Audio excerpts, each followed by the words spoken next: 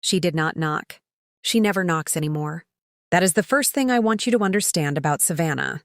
From the very first day she walked into this house as Harrison's wife, she moved through every room like she already owned it. Like the walls, the floors, the air itself had been waiting for her arrival. And I watched it happen.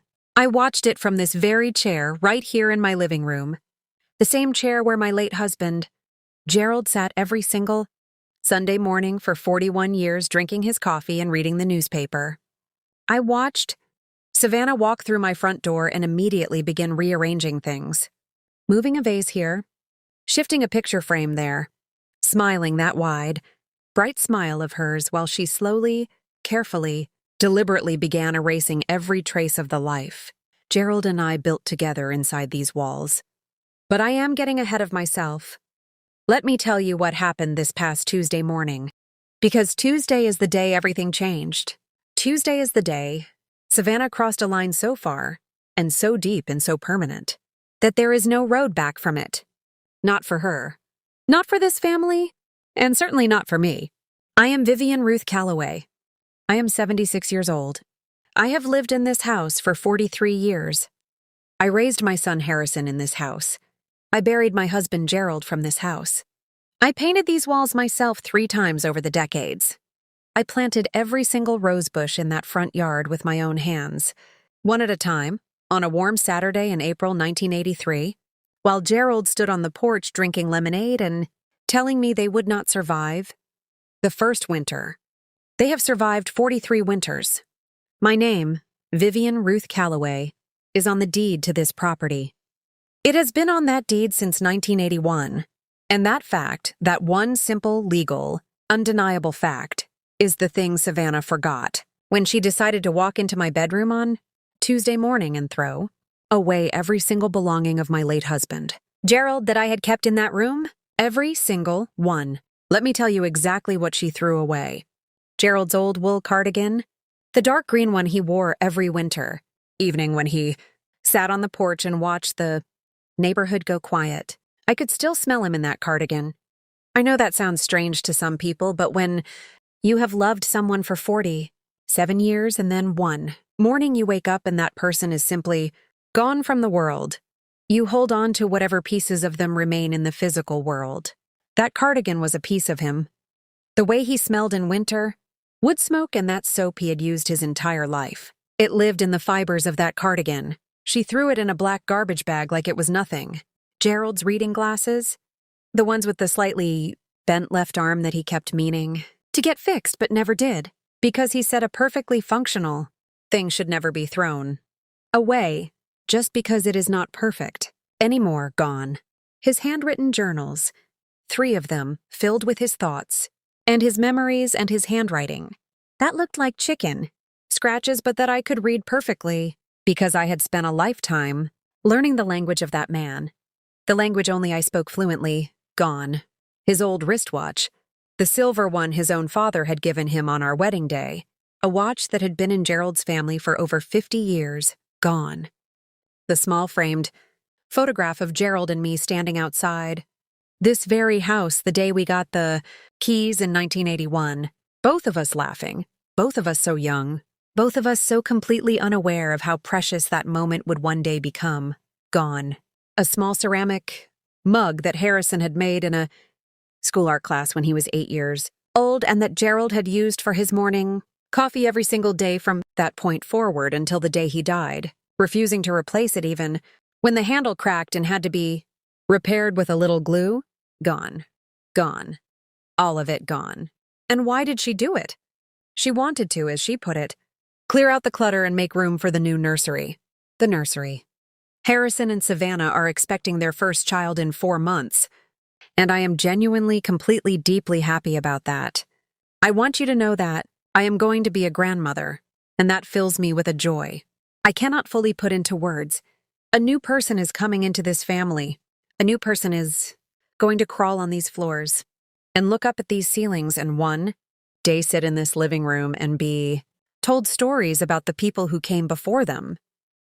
I am counting the days, but that joy, that real and profound joy, does not give Savannah the right to walk into my bedroom, a room that belongs to me, in a house that belongs to me, and throw away the last physical pieces of my husband's existence on this earth. Nothing gives her that right. Not pregnancy. Not marriage. Not the fact that Harrison loves her. Not good intentions. Not a therapist's advice about emotional clutter. Nothing on this earth gives another person the right to make that decision for you. But here is what I need to tell you before I go any further. I did not cry. I know people expect a 76-year-old widow to crumble when something like this happens, to sit down on the edge of the bed and weep.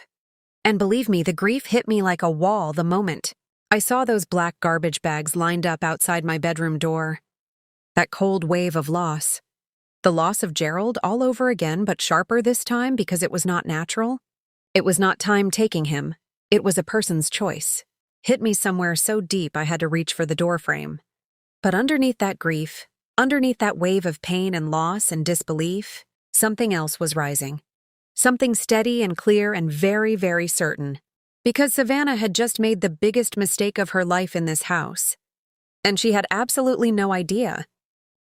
She was standing in my bedroom doorway with paint swatches in her hand, asking me what I thought about a soft yellow for the walls, completely unaware that she had just handed me something I had been reluctant to use for 2 full years. She had given me a reason. Let me go back a little bit now. Not too far. Just far enough for you to understand the full picture of how we got to Tuesday morning. Harrison met Savannah 3 years ago at a work conference in the city. He called me the same evening he met her, which told me everything I needed to know about how he felt. Because Harrison is not a man who calls his mother to talk about women he meets at work events.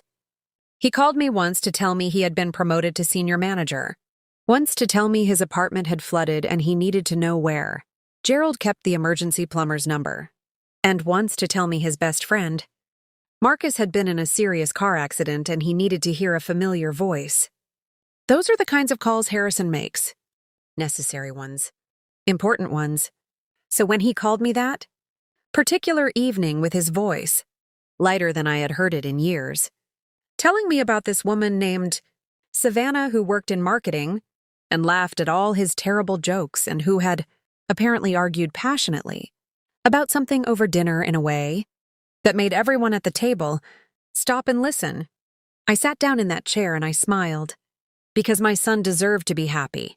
Gerald had been gone for almost a year at that point, and Harrison had taken his father's death very hard. He had gone quiet in a way that worried me deeply. A particular kind of quiet that a mother recognizes immediately. The quiet of someone trying to hold too much weight alone. So yes, I was glad. I was genuinely and completely glad that something had made his voice light again. I met Savannah 6 weeks later. Harrison brought her to Sunday dinner. She walked in carrying a bottle of wine and a bunch of sunflowers, and she hugged me like we were old friends reuniting after a long time apart, and she told me my house was beautiful. And it is beautiful. Gerald and I made it beautiful over 4 decades of care and attention and love. Every piece of furniture in this house has a story. Every photograph on these walls is a chapter of our life together. The quilt folded over the back of the armchair in the corner is one I made myself. In the winter of '94, when I had the flu and could not leave the house for 2 weeks, and Gerald went out and bought me every color of quilting fabric he could find at the craft store, because he said if I was going to be stuck inside, I should at least make something beautiful. Savannah looked around at all of it and she said, "Wow, this place has so much character." I should have paid closer attention to the way she said it. Because character, I would learn over the coming months, was not a compliment in Savannah's vocabulary. Character was a polite word for old. Character was a diplomatic way of saying this place needs to be updated. Character was the first line of a renovation plan she had apparently been composing in her head from the moment she walked through my front door. The first time she suggested changes, it was small enough that I almost did not register it as a pattern beginning. A new throw pillow for the couch, a different style of curtain for the kitchen. She had seen them at a shop in the city, and she thought they would really brighten up the space. I smiled and nodded and said maybe someday. The second time she suggested changes, it was a little bigger. She had found a home decor account on the internet, and she showed me photographs on her phone, All bright, minimal living rooms with white walls and almost no furniture and everything carefully placed for maximum visual openness. And she said, "Can you imagine how open this space would feel if we just cleared some of this out?" I looked at the photographs, and then I looked at my living room with its 43 years of living accumulated in every corner, and I said, "I like my living room exactly as it is, thank you very much." She smiled that smile. She always smiles. That smile is like a door she keeps between herself and any response she does not want to receive. It closes every conversation that is not going her way. Harrison said nothing during either of those conversations. That was something I noticed early on and kept noticing as the months went by. Around Savannah, around these conversations about the house, Harrison had developed a habit of saying nothing. Not in a defeated way, not like a man who had been broken down or was afraid of his wife, more like a man who had made a private decision. That peace in the household was more valuable than his participation in every disagreement. I understood that impulse. I did not judge him for it.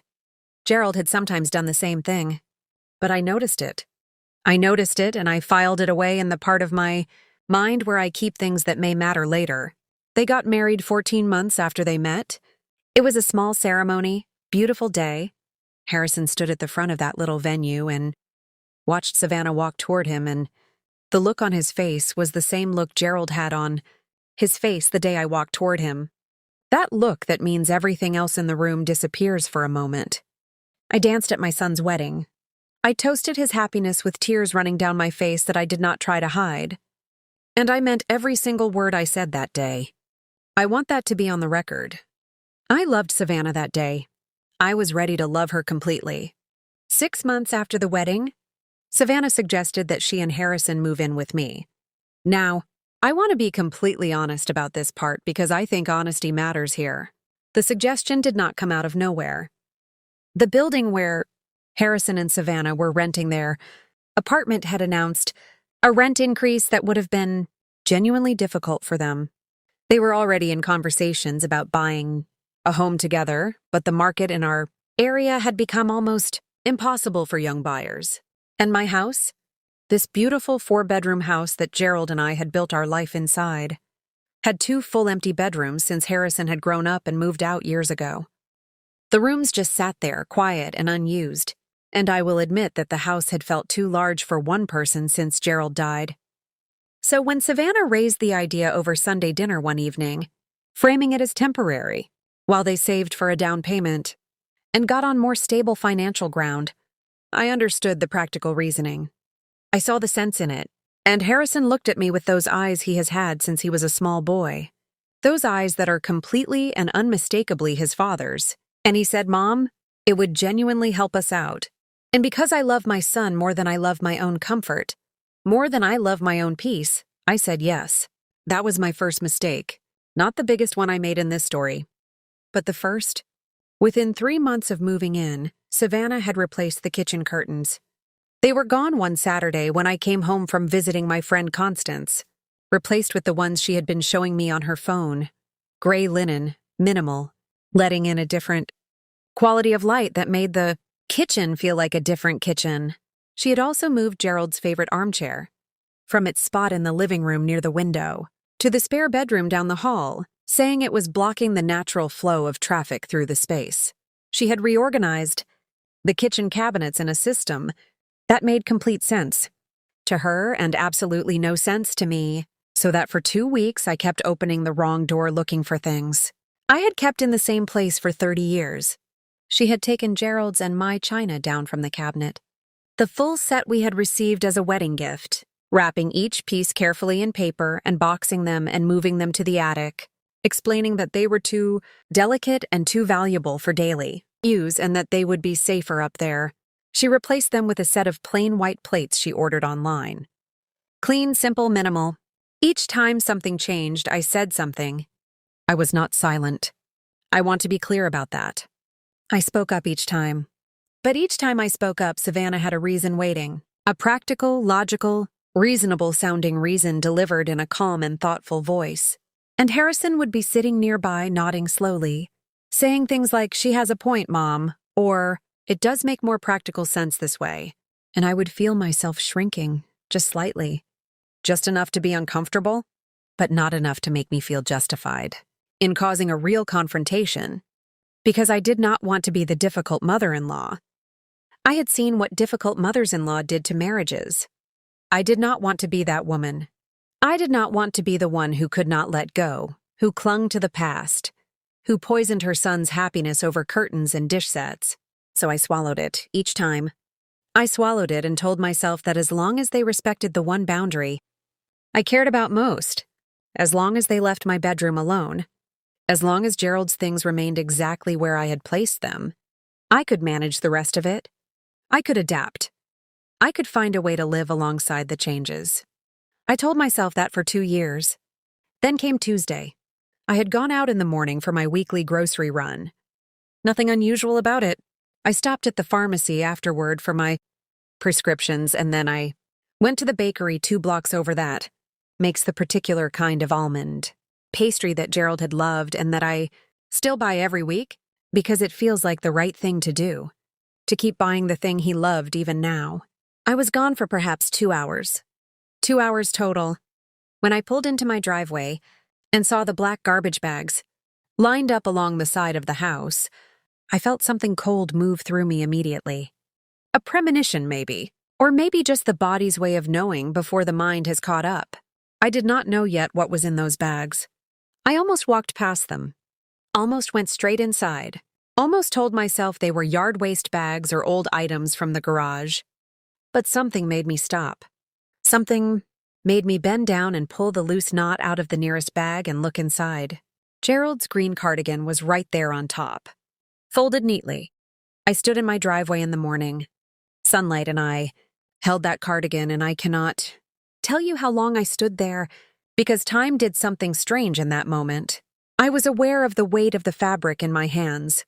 I was aware of the sound of a neighbor's lawnmower somewhere down the street.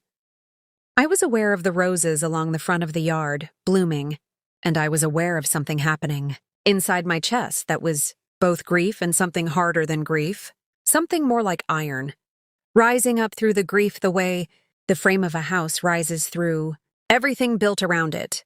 I put the cardigan back in the bag. I stood up. I walked into the house. Savannah was in my bedroom. My bedroom. She had a measuring tape in one hand and her phone in the other, and she was taking photographs of the walls.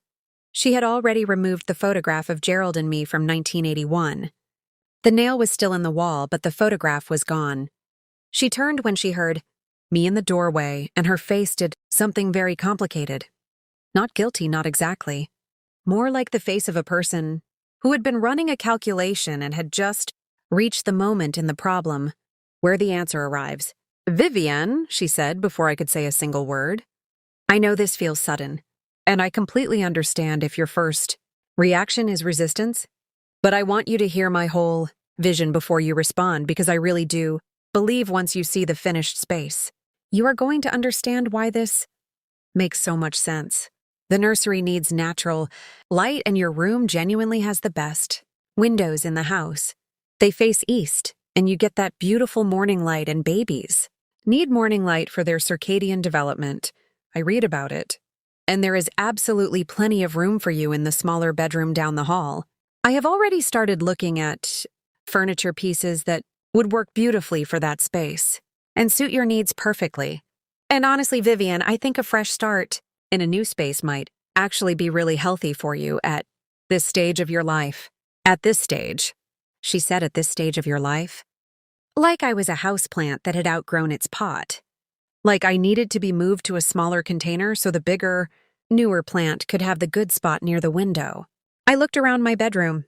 Gerald's journals were gone. From the bedside table where they had sat for 2 years. The photograph from 1981 was gone from its nail on the wall. The small wooden box where Gerald kept his father's watch was gone from the top of the dresser. The green cardigan was in a black garbage bag in my driveway.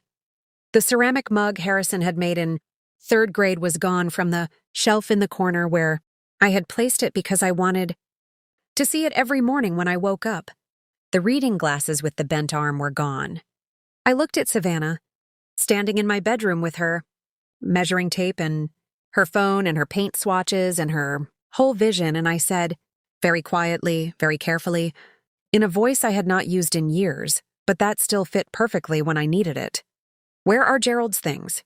She tilted her head just slightly to one side. She said, "I have kept anything of genuine value in a storage box in the attic. Nothing has actually been discarded yet, and I want to reassure you about that."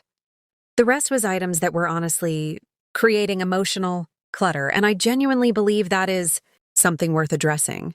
My therapist actually does a lot of work on how physical clutter connects to emotional stagnation and how people who have experienced significant loss sometimes hold on to objects in a way that prevents them from fully moving forward into the next chapter of their lives. And I really, truly believe that clearing this space is going to help you step into the next chapter. Vivienne. I am doing this with love. Her therapist.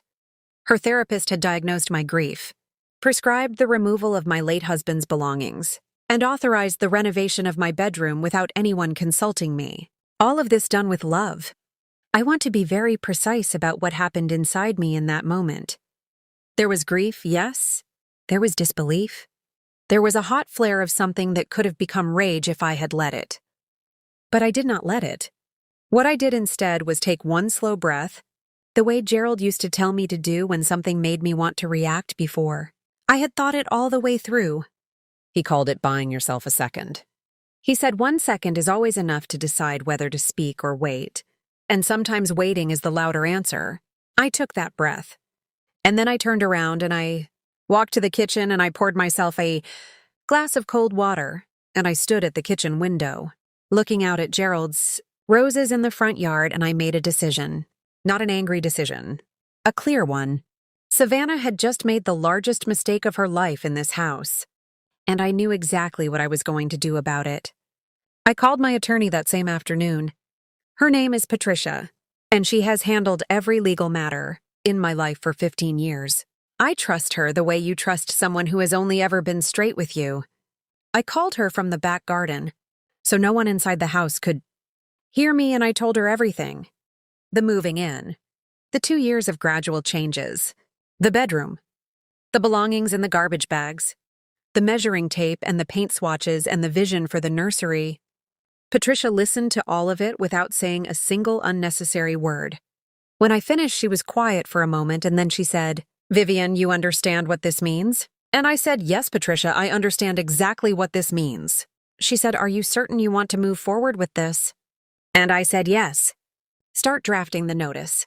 Let me explain something about this house that I should have explained from the beginning. When Gerald and I bought this property in 1981, we bought it together. Both names on the deed side by side.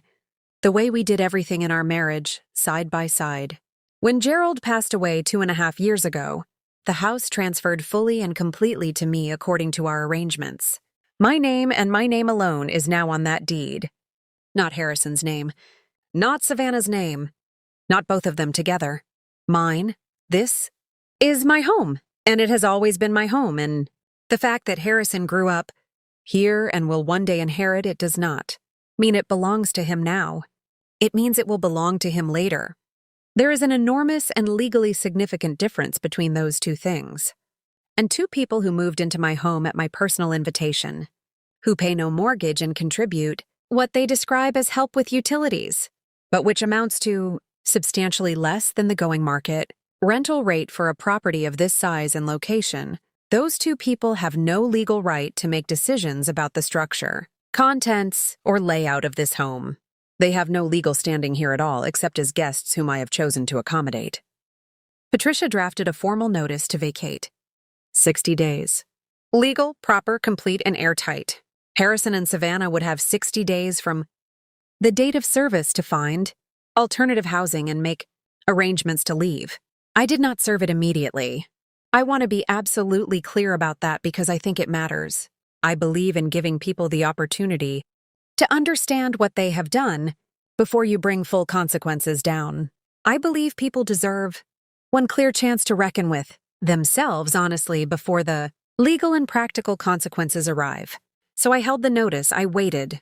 I waited for Harrison to come home that evening so I could look my son in the eye first. He came in around 6 o'clock.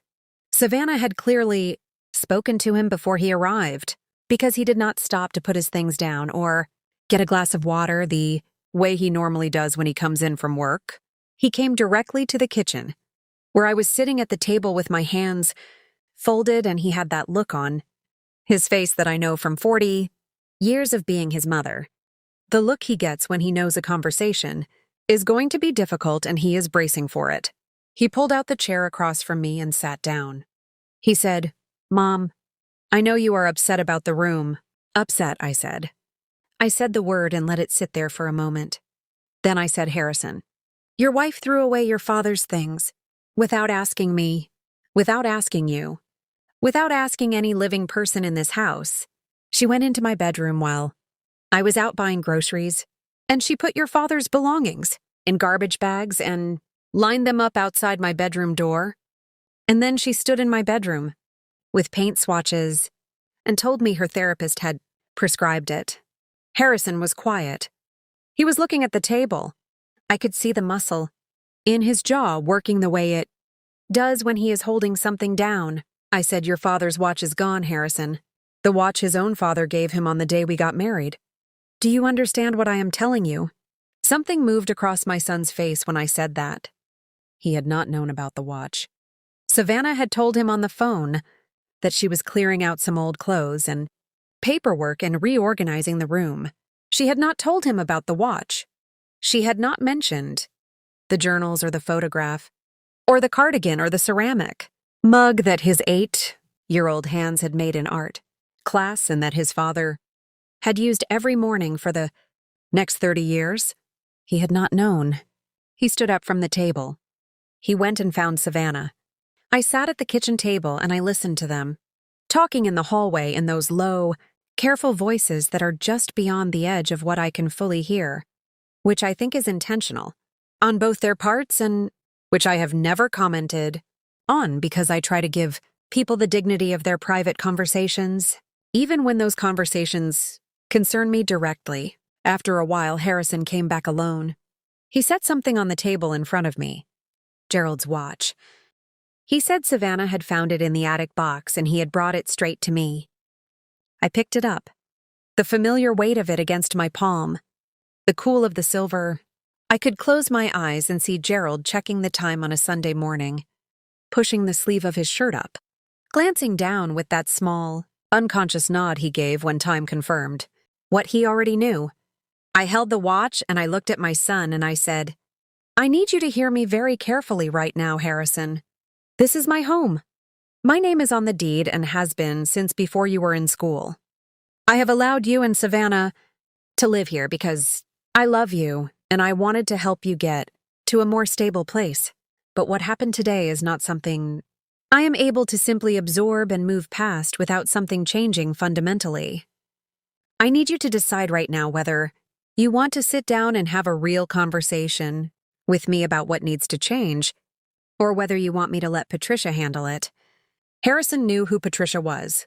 He had been to her office twice as a child when Gerald and I needed to update legal paperwork, and had always referred to her afterward as the very serious woman with all the files.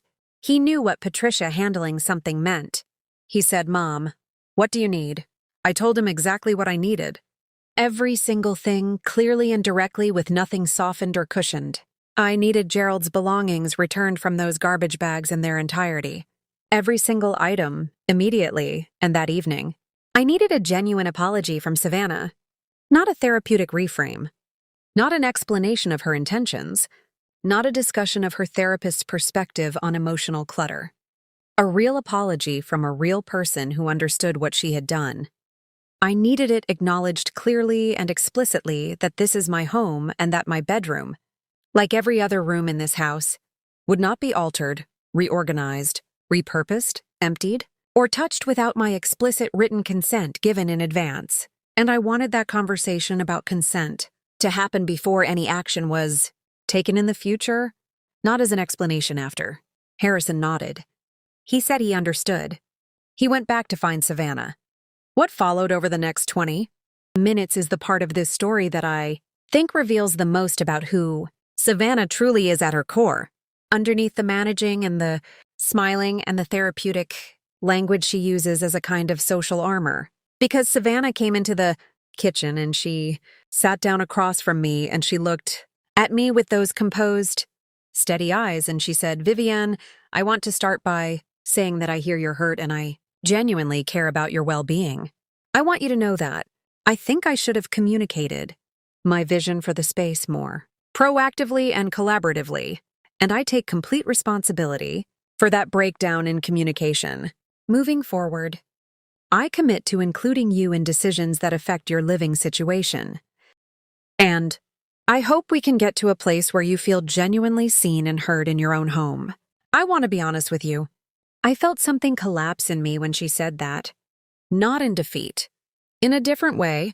In the way you feel when you realize the person across from you is so practiced at managing situations that they have lost the ability to simply be in one.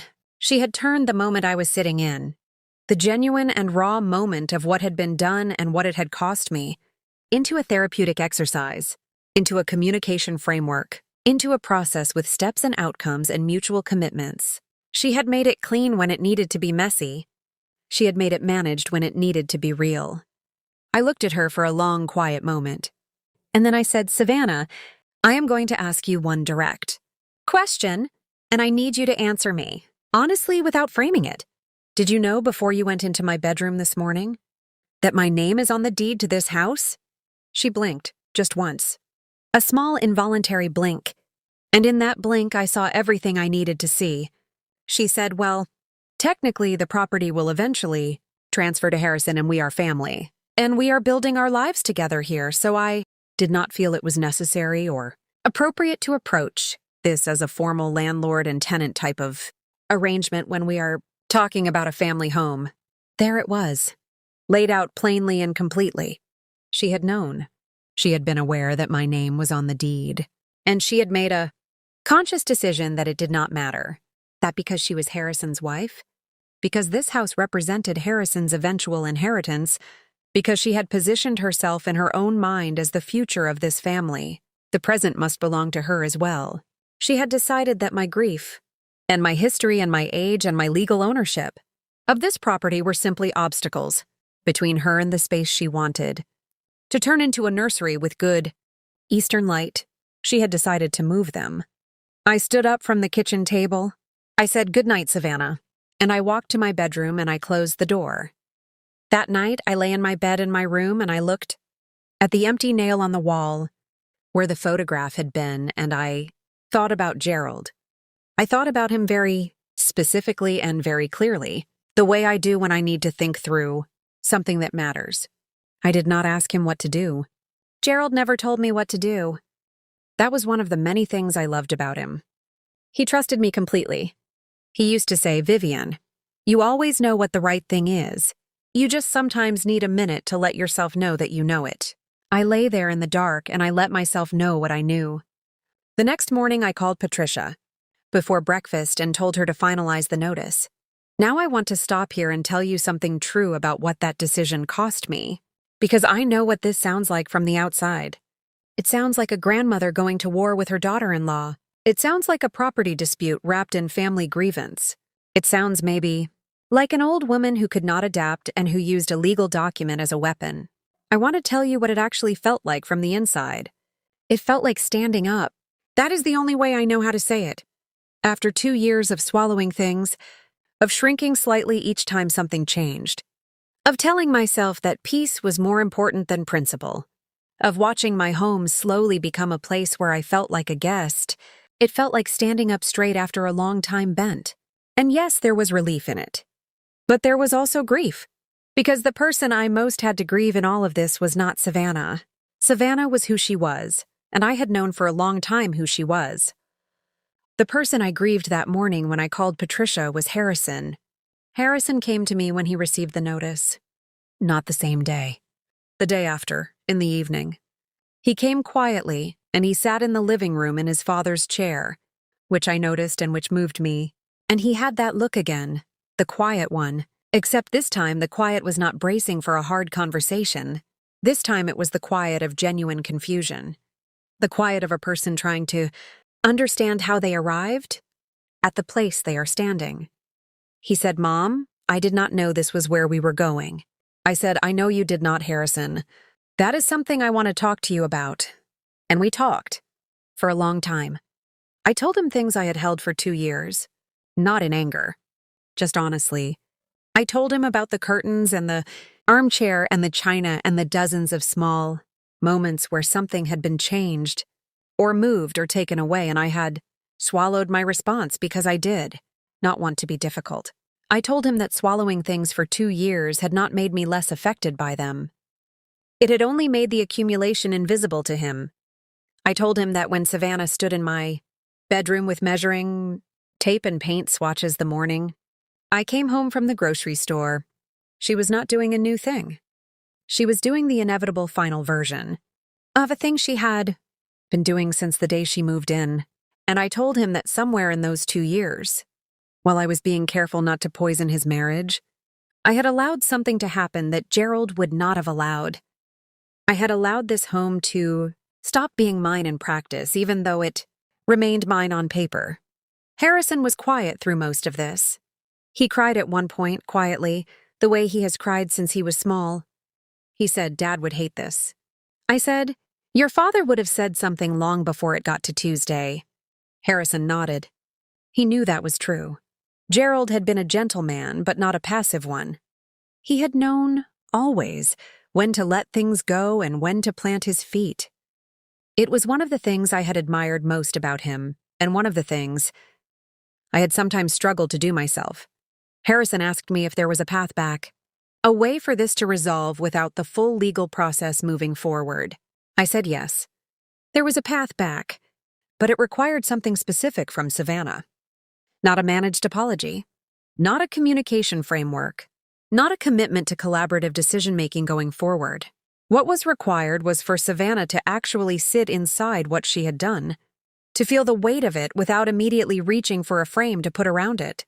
I had watched her manage every difficult moment in the 2 years she had lived in this house.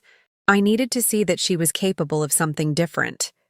I needed to see whether, underneath all the management, there was a person who could be genuinely reached. Harrison went and talked to Savannah for a long time that night.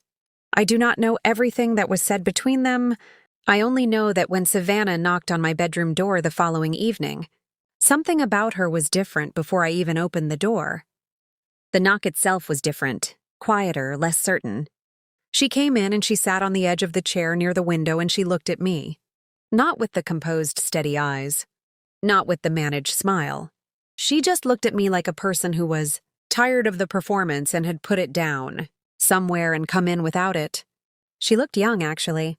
Young and frightened and genuinely sorry in a way that does not come from a therapist's office. She looked like someone who had been in a conversation that reached them. She said, "I want to tell you something, and I need to say it right." Without any of the language I usually use, because I think that language has been in the way. I did not know Gerald. I came into this family after he was gone, and I never met him. And I think because of that, I let myself treat his presence in this house as if it were only objects, old objects that were in the way of what I was planning. And I did not stop and actually ask myself what those objects were. I did not let myself understand that the cardigan was the smell of him that you still had, that the journals were his voice that you could still hear, that the watch was his father, and your wedding and 50 years of a family's history sitting in a small silver case on your dresser. I did not let myself understand any of that. I treated sacred things like obstacles. And I am so sorry, Vivian. Not for a communication gap. I am sorry because what I did was thoughtless in a way that I cannot undo and that you did not deserve. Not any of it. I sat with what she had said for a long moment. Then I said, "Where are the journals, Savannah?" She stood up immediately and went to the attic and came back with the box. Everything was inside. The journals, all 3 of them. The cardigan. The ceramic mug Harrison had made in 3rd grade. The reading glasses with the bent arm. The photograph from 1981. She had not thrown them away. I want to be honest about that. She had packed them in a box and planned to move them permanently to the attic. which in her mind was preservation and in my mind was a different kind of erasure. But they were there. They were intact and they were there, and I took them out one by one and held each one for a moment. Then I put the photograph back on its nail on my wall. Gerald and me in 1980. 1. Laughing. Young. Standing. Outside a house we could not yet fully believe was ours. I looked at Savannah and I told her that I was not withdrawing the notice that same night, that I was giving it 30 days. 30 days to see whether the understanding she had reached was a real and lasting one or whether it would fade back into management and reframing as the weeks passed. During those 30 days, nothing in this house would change without my consent. Nothing would be moved or altered, or thrown away or discussed with her. Therapist as emotional? Clutter. Nothing. And at the end of 30 days, I would make a decision about the notice based on what those 30 days had shown me. She said, "I understand." She said it simply without framing it or managing it. Just those 2 words. I said, "I also want to talk to you about the nursery. Because I have been thinking about it and I have a suggestion. The room at the end of the hall on the east side of the house, the one that gets the morning light through the large window. That room can be the nursery. I know it is slightly smaller than my room, but the morning light in that room in spring and summer is one of the most beautiful things that happens in this house." Gerald and I used to eat breakfast in that room when Harrison was small because the morning light came in and made everything look like it was lit from inside. I would like my grandchild to grow up in a room full of that light. Savannah looked at me. Something moved across her face that had nothing in it of management or strategy or vision boards. She said, "That sounds absolutely perfect. I want to tell you where things stand now because I believe in telling the whole truth and not just the satisfying parts. We are 3 weeks into the 30 days.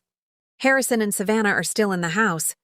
The nursery room at the end of the hall has been painted, a color Savannah found and showed me on her phone and actually waited for me to respond to before she did anything. I told her I liked it. It is a soft, warm white with a hint of something golden that makes the morning light look even more like morning light.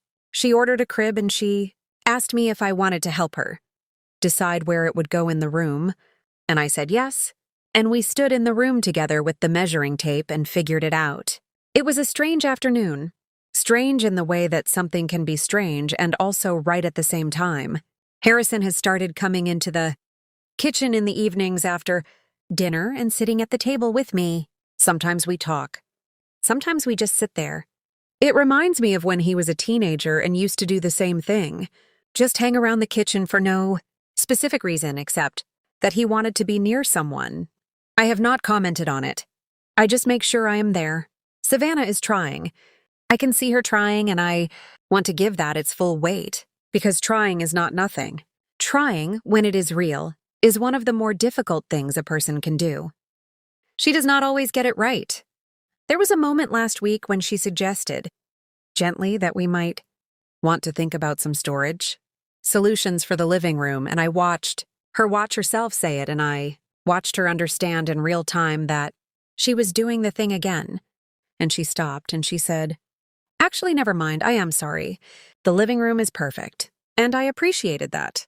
Not because the suggestion was terrible, but because she caught herself and she stopped, and that is progress. I have been thinking a great deal about what it means to hold your ground without closing your heart, because those two things can look like the same posture from the outside, but they are completely different on the inside. Holding your ground means knowing who you are and what is yours and being willing to defend it when it is threatened. Closing your heart means deciding that because you have been hurt, you will not allow anything new to reach you. I have spent my whole life trying to do the first one without sliding into the second.